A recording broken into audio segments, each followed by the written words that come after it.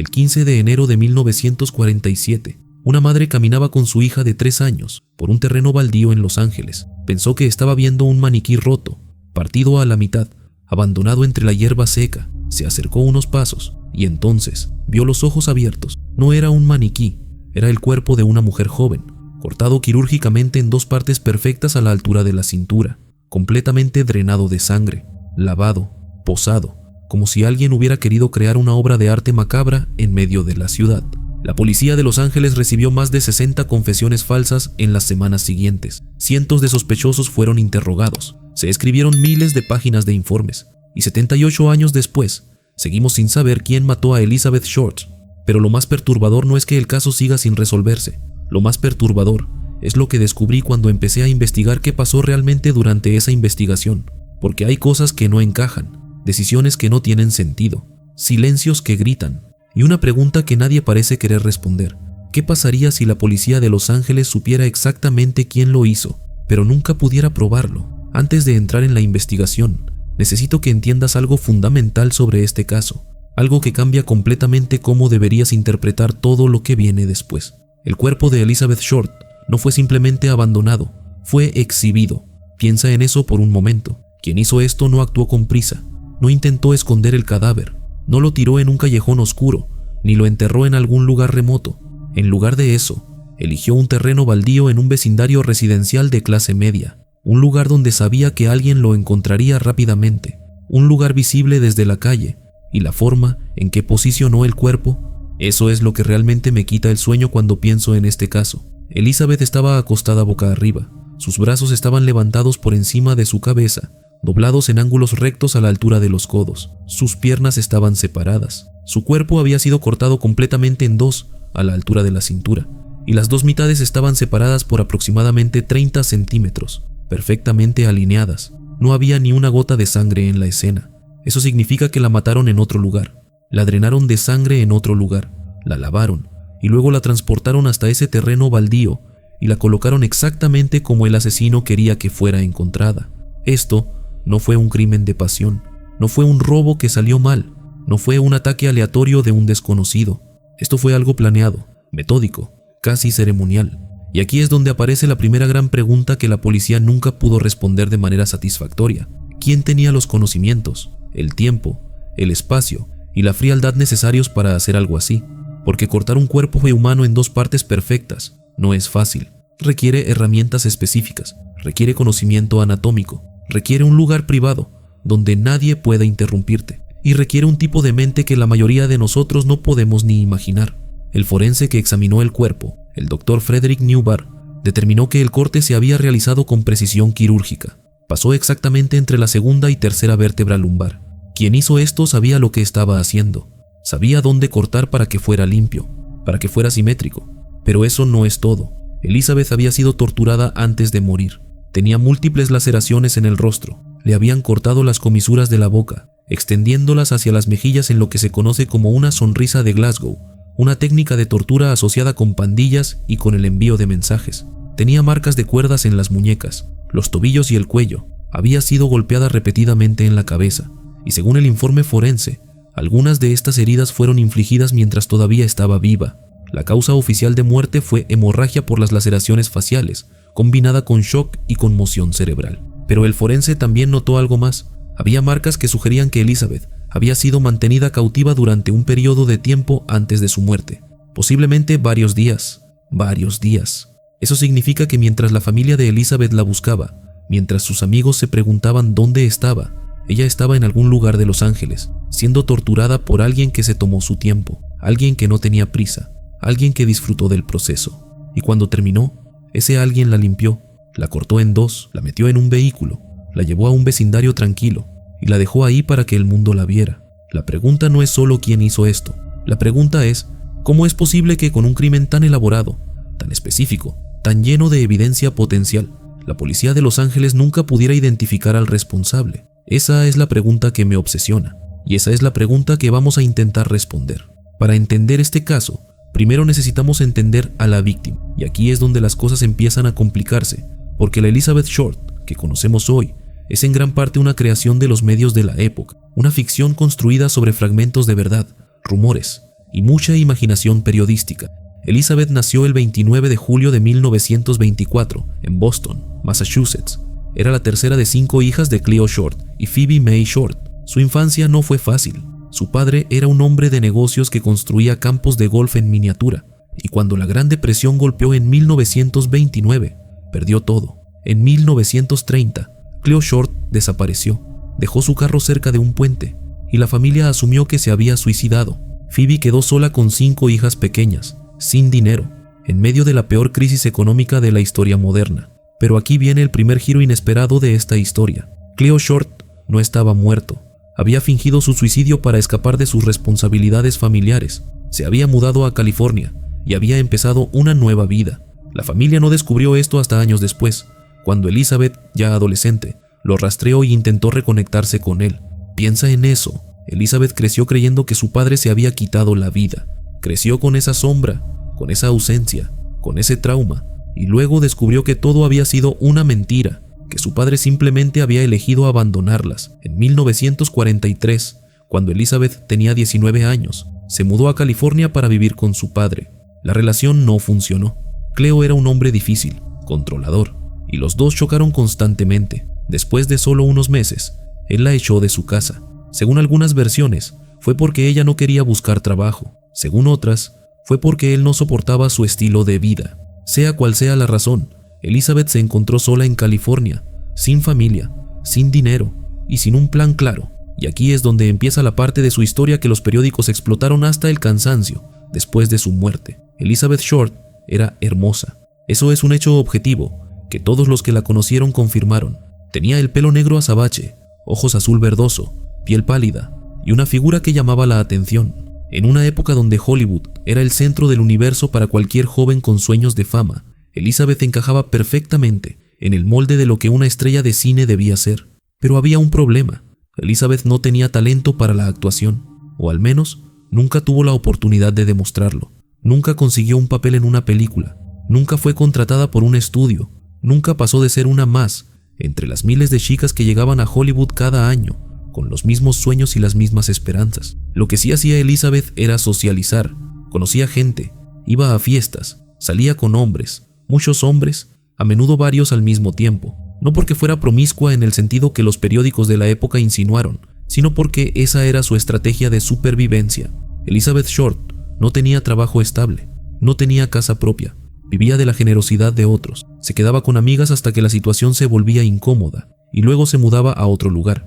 Aceptaba invitaciones a cenar de hombres que apenas conocía porque eso significaba una comida gratis. Dejaba que le compraran ropa, que le pagaran el hotel, la llevaran a lugares. No era prostitución, aunque algunos investigadores de la época intentaron pintarla de esa manera. Era algo más complicado.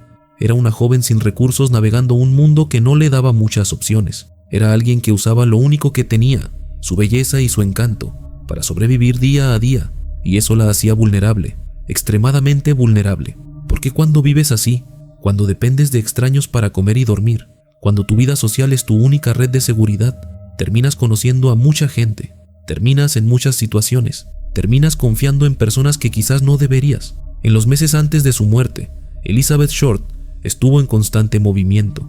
San Diego, Los Ángeles, Hollywood, Long Beach. Se quedó con diferentes personas, salió con diferentes hombres, contó diferentes historias sobre sí misma, dependiendo de con quién estuviera hablando. A algunos les decía que era viuda de un piloto de guerra, a otros les decía que estaba comprometida, a otros les decía que era actriz.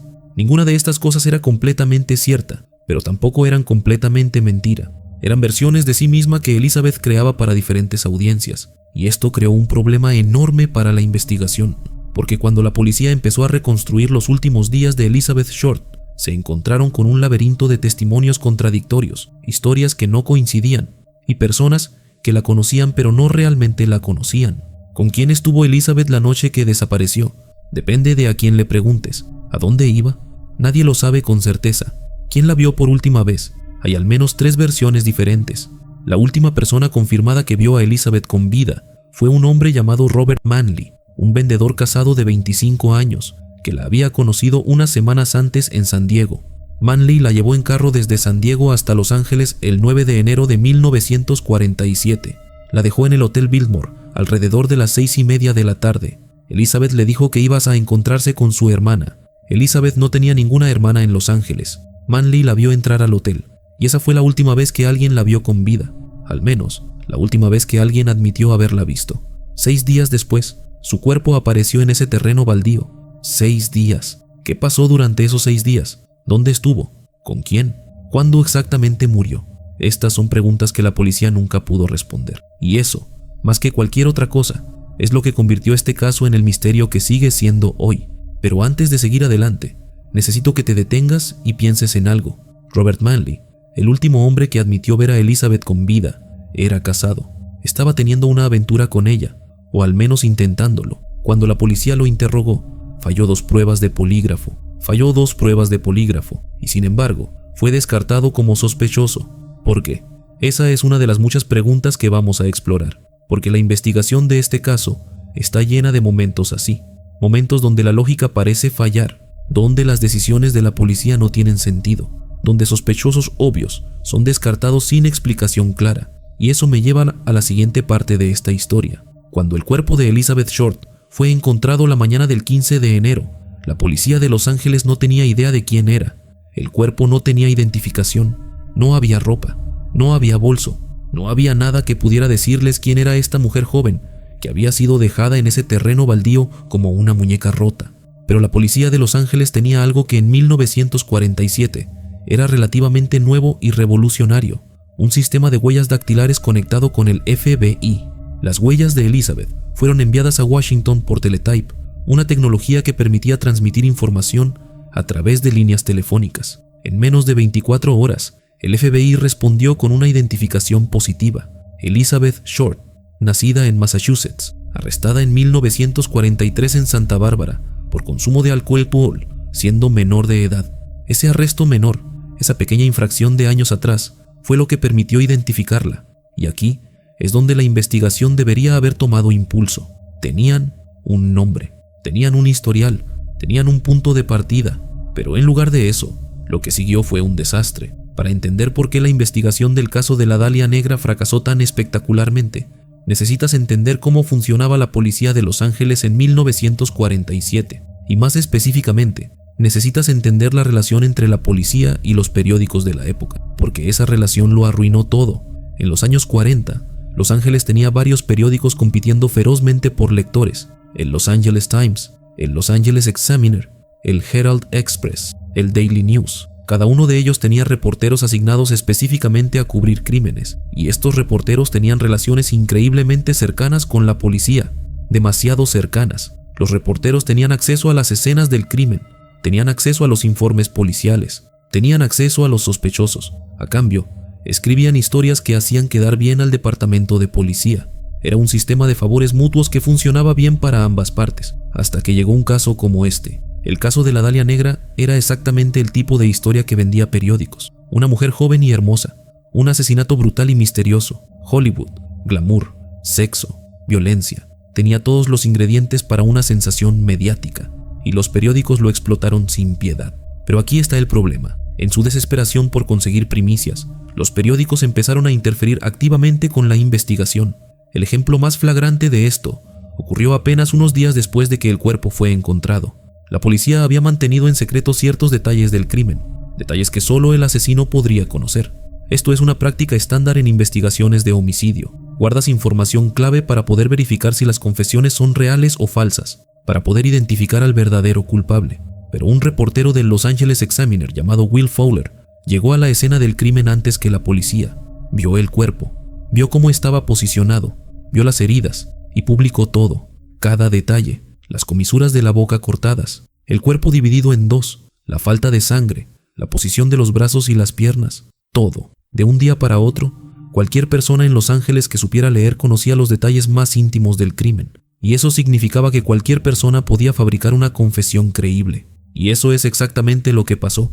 En las semanas siguientes, la policía recibió más de 60 confesiones, 60 personas diferentes que afirmaban haber matado a Elizabeth Short, hombres, mujeres, jóvenes, viejos, personas de todas partes del país. Cada una de estas confesiones tenía que ser investigada, cada una requería tiempo, recursos, personal, y mientras la policía perseguía estas pistas falsas, El verdadero asesino tenía todo el tiempo del mundo para cubrir sus huellas, pero la interferencia de los medios no terminó ahí. El 24 de enero, 9 días después de que el cuerpo fue encontrado, alguien envió un paquete al Los Angeles Examiner, no a la policía, al periódico. El paquete contenía el bolso de Elizabeth Short, su certificado de nacimiento, su tarjeta de seguro social, fotografías, una libreta de direcciones con nombres y números de teléfono, y una nota hecha con palabras recortadas de periódicos que decía: «Aquí están las pertenencias de la Dahlia, una carta seguirá».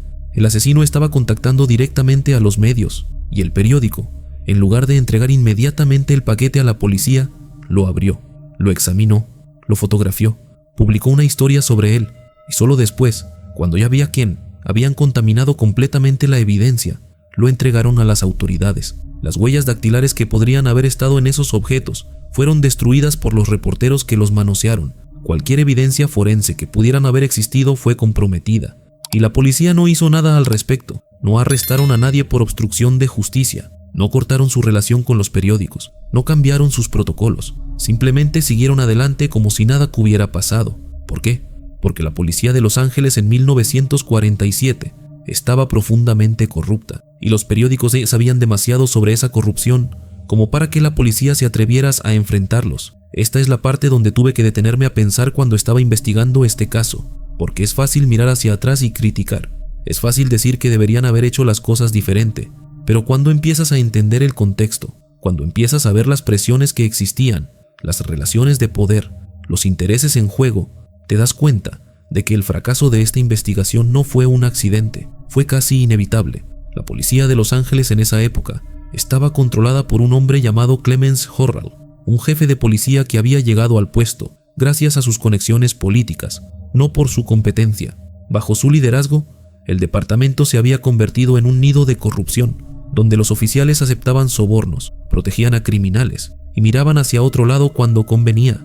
Los periódicos sabían esto. Tenían archivos llenos de historias que podrían destruir carreras y enviar gente a prisión, pero no las publicaban, las guardaban, las usaban como moneda de cambio para conseguir acceso, información, favores. Era un equilibrio de poder basado en secretos mutuos, y en ese equilibrio, la verdad sobre quién mató a Elizabeth Short era secundaria. Lo que importaba era vender periódicos, lo que importaba era mantener las apariencias, lo que importaba era que nadie hiciera demasiadas preguntas sobre las cosas que realmente importaban. Y mientras tanto, el asesino seguía libre. A lo largo de los años, docenas de personas han sido señaladas como posibles asesinos de Elizabeth Short. Algunos fueron investigados en su momento, otros fueron propuestos décadas después por escritores, investigadores aficionados e incluso familiares de los supuestos culpables. Voy a analizar los más significativos, no para darte una respuesta definitiva, porque no la hay, sino para que entiendas la complejidad de este caso y las razones por las que sigue sin resolverse. Ya mencioné a Robert Manley, el vendedor que dejó a Elizabeth en el Hotel Biltmore la noche del 9 de enero. Manley fue el primer sospechoso serio de la policía, y por buenas razones. Era la última persona conocida que la vio con vida. Estaba casado pero claramente interesado en Elizabeth románticamente. Mintió inicialmente sobre algunos detalles de su relación con ella, y falló 2 pruebas de polígrafo. 2. En cualquier investigación normal, eso habría sido suficiente para mantenerlo como sospechoso principal durante mucho tiempo, pero la policía lo descartó relativamente rápido. ¿Por qué? La explicación oficial fue que Manley tenía una coartada sólida para los días entre el 9 y el 15 de enero. Testigos confirmaron que estuvo en San Diego durante ese periodo, trabajando y pasando tiempo con su esposa. Pero hay algo que siempre me ha molestado sobre cómo manejaron a Manley. Las pruebas de polígrafo de la época no eran tan confiables como las de hoy.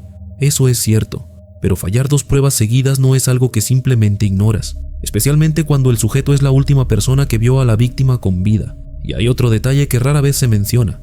Manley fue internado en un hospital psiquiátrico poco después de ser interrogado. Sufrió lo que se describió como un colapso nervioso. Pasó tiempo en una institución mental y tuvo problemas psicológicos durante años después del caso. ¿Fue esto resultado del estrés de ser sospechoso en un caso tan público? ¿O había algo más profundo? Nunca lo sabremos, porque la policía dejó de investigarlo. De todos los sospechosos propuestos a lo largo de los años, ninguno ha generado tanta controversia como George Hodel. Hodel era un médico prominente de Los Ángeles en los años 40.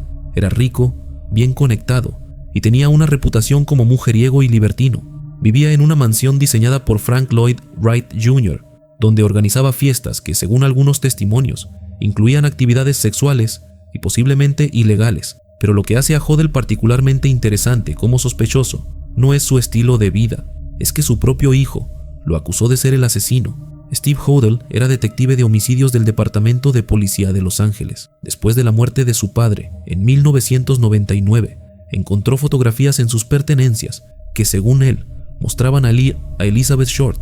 También encontró evidencia de que su padre había sido investigado por la policía en 1947, pero que la investigación había sido cerrada misteriosamente. Steve Hodel escribió un libro llamado Black Dahlia Avenger, donde presenta su caso contra su padre, y tengo que admitir que algunos de los puntos que hace son convincentes. George Hodel era médico.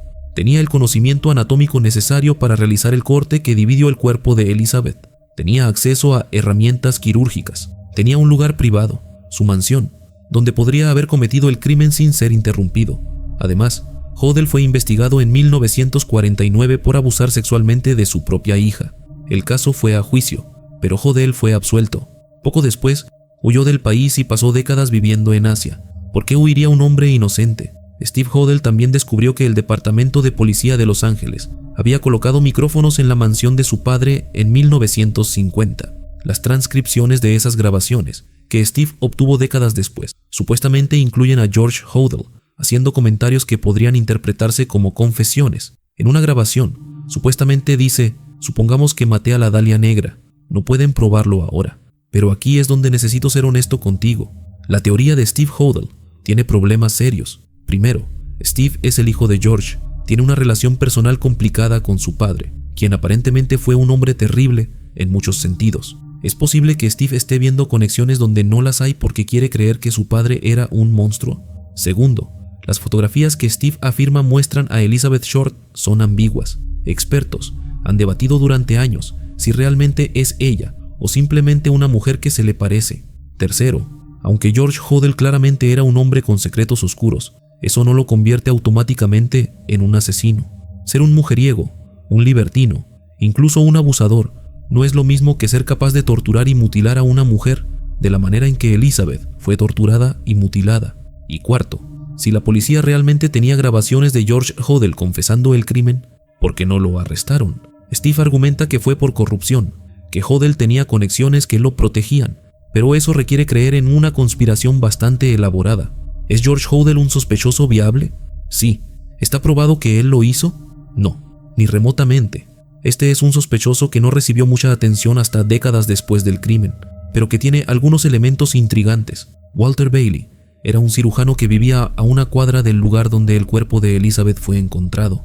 Literalmente a una cuadra. Tenía el conocimiento médico necesario para realizar el corte. Tenía acceso a herramientas quirúrgicas y tenía una conexión personal con la familia Short que la policía aparentemente nunca investigó. La hermana de la esposa de Bailey conocía a la madre de Elizabeth. Habían sido amigas en Massachusetts años antes. ¿Es esto una coincidencia? ¿O es una conexión que explica cómo Elizabeth terminó en ese vecindario específico? Bailey también estaba pasando por problemas personales en 1947.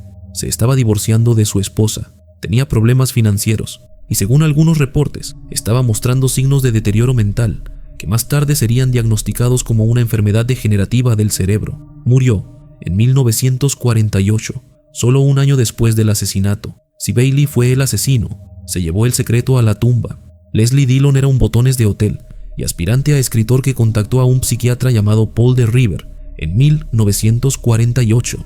De River estaba trabajando con la policía de Los Ángeles en el caso de la Dahlia Negra, y Dillon le escribió ofreciendo sus teorías sobre el asesinato.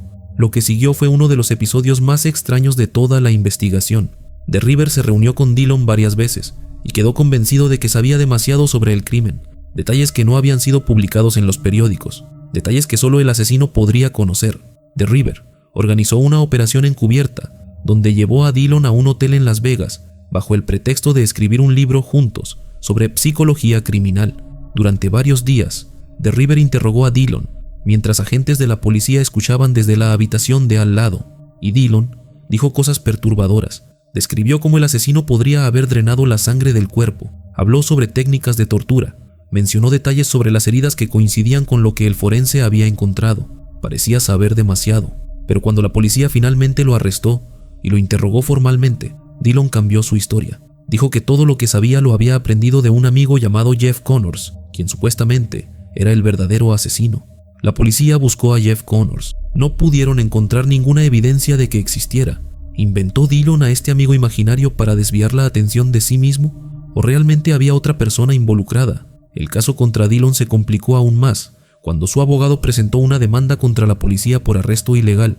Resulta que la forma en que DeRiver había manejado la situación, llevando a Dillon a otro estado bajo pretextos falsos, era legalmente cuestionable. Dillon fue liberado, nunca fue acusado formalmente, y el caso quedó en el limbo. Pero hay algo sobre Leslie Dillon que siempre me ha inquietado.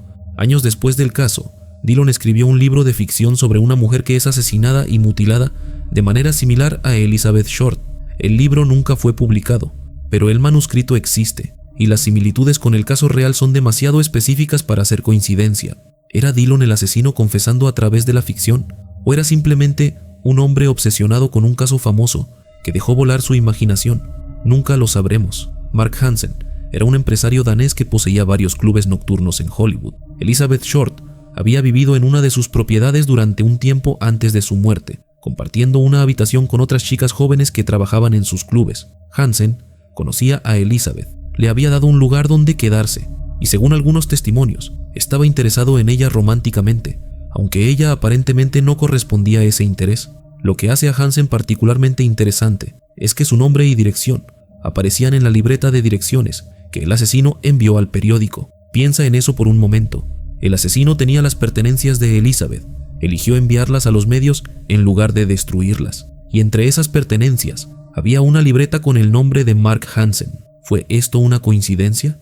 ¿O el asesino estaba tratando de incriminar a Hansen? ¿O Hansen mismo envió el paquete como una forma retorcida de desviar la atención? Hansen fue interrogado múltiples veces, siempre negó cualquier participación, y la policía nunca encontró evidencia suficiente para acusarlo. Pero hay un detalle que rara vez se menciona en las discusiones sobre Hansen. Tenía conexiones con el bajo mundo de Los Ángeles. Sus clubes nocturnos operaban en una zona gris legal, y se rumoreaba que tenía relaciones con figuras del crimen organizado. En una ciudad donde la policía estaba profundamente corrupta, esas conexiones podrían haber sido suficientes para protegerlo de una investigación seria. ¿Mató Mark Hansen a Elizabeth Short? No hay evidencia directa. ¿Fue investigado tan exhaustivamente como debería haber sido?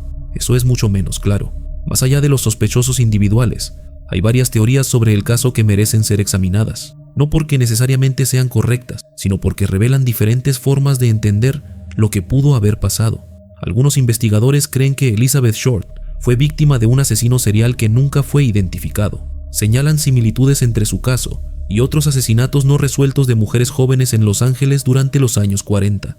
Jeanne French, conocida como la Rosa Roja, fue encontrada muerta en febrero de 1947, solo un mes después de Elizabeth. Su cuerpo también mostraba signos de tortura, y había un mensaje escrito en su torso con lápiz labial. Georgette Bauerdorf fue asesinada en octubre de 1944. Era una joven socialité que fue encontrada ahogada en su bañera, con signos de agresión sexual.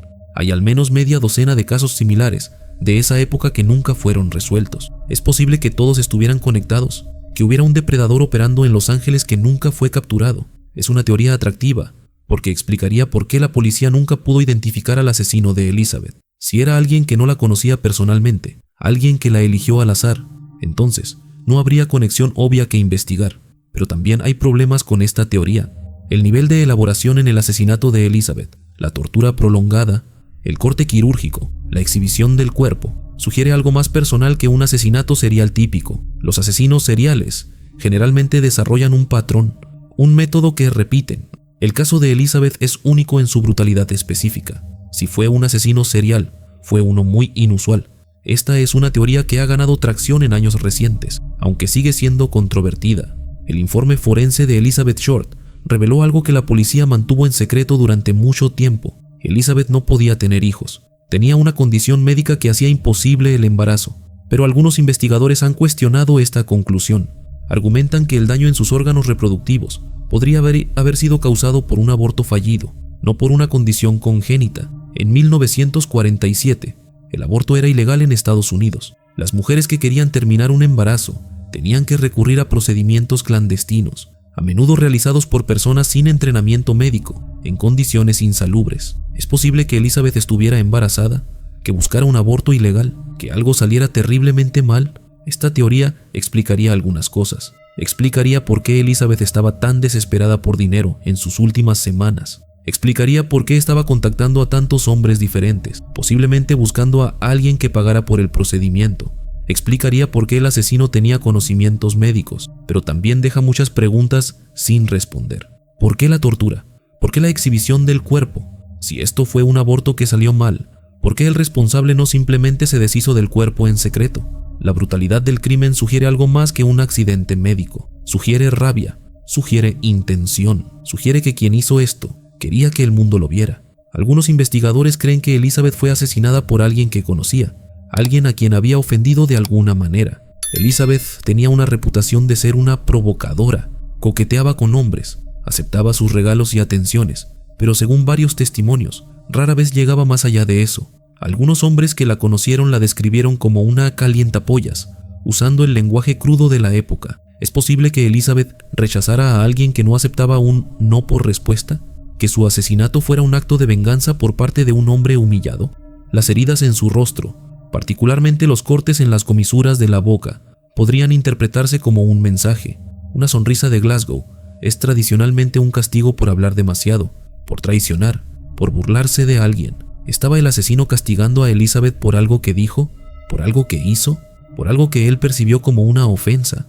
Esta teoría tiene sentido psicológico. El nivel de violencia sugiere una conexión emocional entre el asesino y la víctima. No matas a alguien de esta manera si no sientes algo intenso hacia esa persona. Pero si el asesino conocía a Elizabeth, ¿por qué la policía nunca pudo identificarlo? Elizabeth conocía a mucha gente, pero su círculo social no era infinito. Con suficiente investigación, deberían haber podido identificar a Ciarú, a alguien con motivo y oportunidad, a menos que ese alguien estuviera protegido.